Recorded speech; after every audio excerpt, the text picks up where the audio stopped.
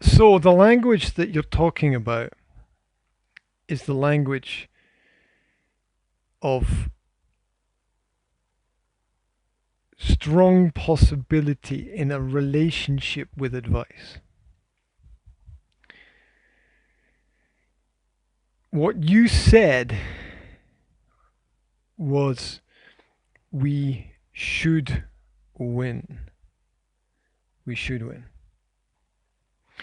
So is that information about the past, the present, or the future? Right. It is the future that you are talking about. We could also use it for a present situation, but you want to use it for a future situation. This is because the 8 basic modals don't have future structures. The present is also the future in that situation. I may go, present and future. Present or future. And it's the same for I might go, I must go. We could go. We should go. We would go. We ought to go. We can go. So they don't have independent. No, it should be dependent, really, shouldn't it? They don't have dependent future structures. The present is also the future. That's what makes modals different from the other groups, the full normal verbs and the verb be. So the problem is that you wanted to express an idea about your game, your match in the past. So how do we turn the statement we should win into a past structure? Well, here's what we do. We keep the beginning of the phrase, we should. But we take the infinitive verb, win, and we divide it into 2 parts. And we already know that we can reference the past in English using a perfect structure, because the perfect structure means before. The word perfect in grammar means before. Present perfect before the present. Past perfect before the past. Future perfect before a time in the future. So we have this structure, something I have done refers to before now.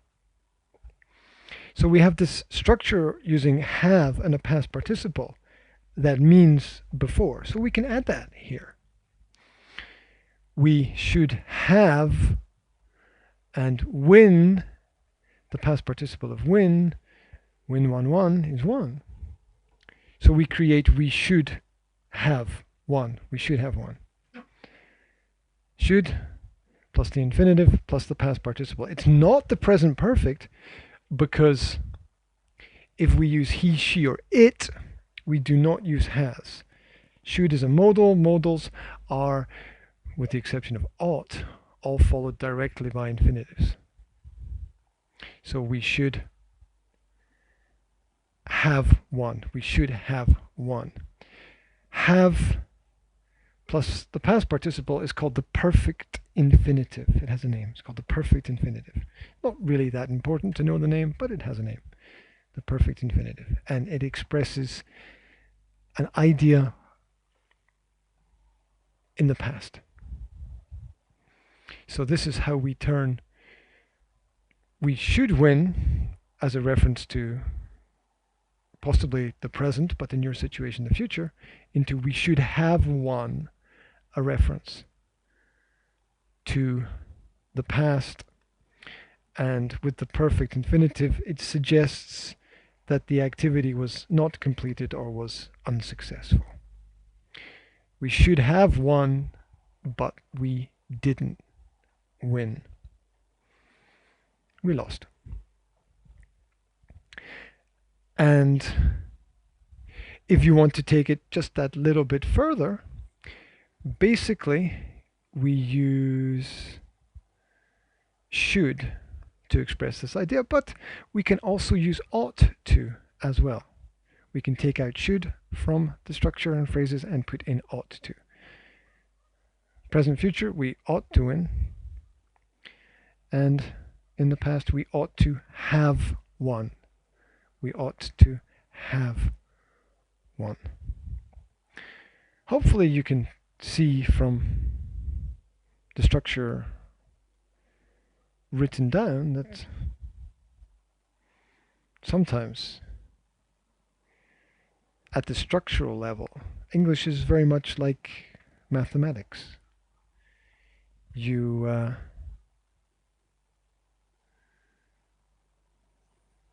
can use formulas to create the structures that you need.